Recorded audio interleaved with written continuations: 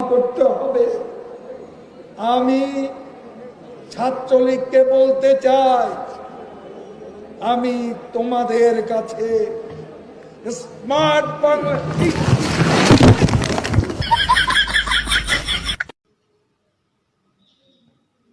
Lucky strike 12 টাকা মানি না মানবো না, মানি না মানবো না, লাকি স্ট্রাইক 12 টাকা আমাদের উপর জুলুম চলবে না চলবে না, বিড়ি খুদের উপর জুলুম চলবে না চলবে না।